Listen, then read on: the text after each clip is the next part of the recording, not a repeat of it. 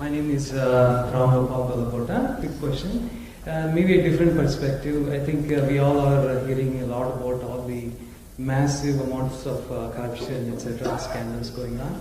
How do we, in your perspective, how do you reconcile that with the Sanatani Dharma, or is it a aspect of secularism that has come out? This is a very important question. Thank you for asking.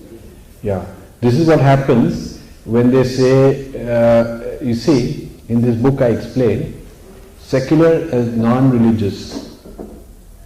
Secular in Europe meant non-religious. So they translated it in India that we are secular and non-dharmic. Means we can be corrupt.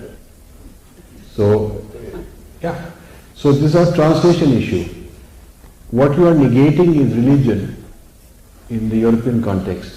To be secular, you are negating religion because religion had a certain absolutism, totalitarianism, authoritarianism, exclusivity.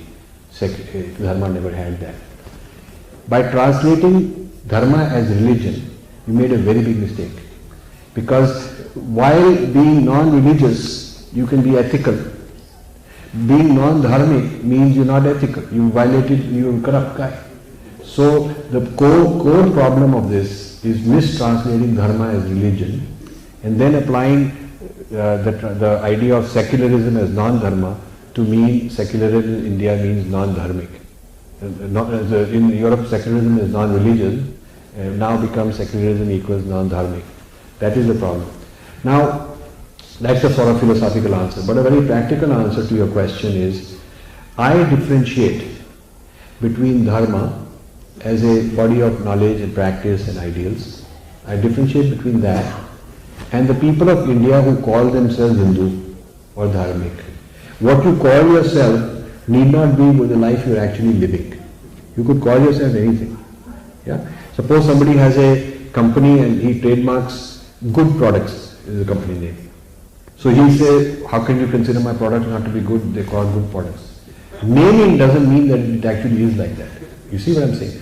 So you could call yourself Hindutva, which means Hindu-ness. So people saying, how can you disagree? We are called that way. I'm saying that's a proper noun, like somebody saying good product is a proper noun. Or a law firm calls itself good lawyer. That doesn't mean he's a good lawyer. Or you call yourself top surgeon. That's your name, but you're not the top surgeon.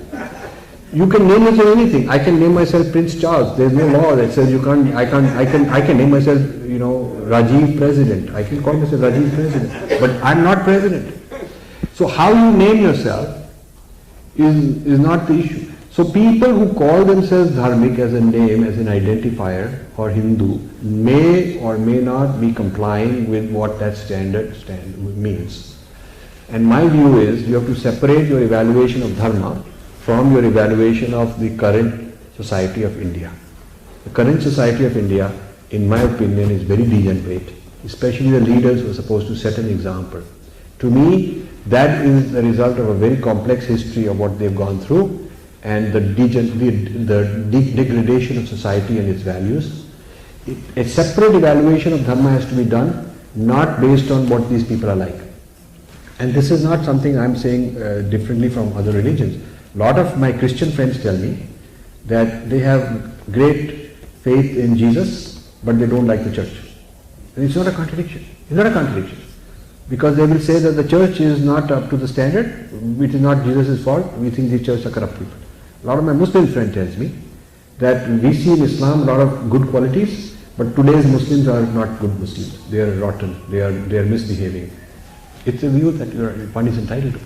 I, as a Hindu or a Dharmic person, have a right to say that my loyalty is to the Dharma, not to people who call themselves Hindus or who are Hindu politicians or Hindu leaders, because I have a right to find them corrupt. I have a right to say that they're not even complying with they're hypocrites. So there is that dichotomy, which is the problem of India. And what I'd like you to do is differentiate between your assessment of Dharma and your assessment of people who happen to call themselves by that name.